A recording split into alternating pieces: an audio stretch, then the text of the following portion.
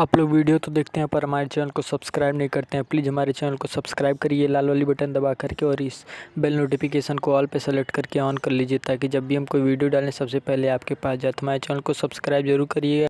हाँ जी, तो कैसे हैं आप सब? आशा करता हूँ आप सब बढ़िया होंगे। तो नमस्कार दोस्तों, मेरा नाम प्रियांशु और आप देख रहे हैं खबरी बाबा।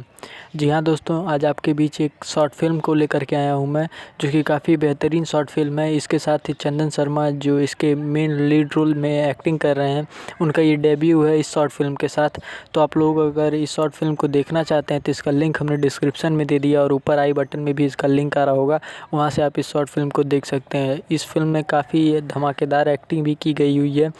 तो अगर आप लोग सच में शॉर्ट फिल्म के फ़ैन हैं तो ज़रूर इसको एक बार देखिए, क्योंकि ये काफ़ी दमदार फिल्म है और साथ ही साथ इसके साथ चंदन शर्मा का डेब्यू भी हो रहा है।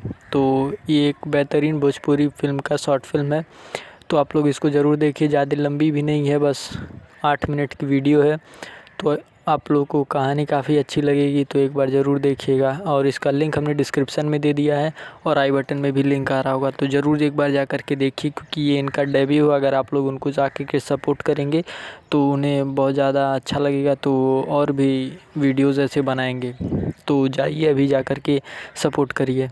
आज के लिए बस इतना ही, मिलते हैं नेक्स्ट वीडियो में। तब तक के लिए टाटा बाय बाय।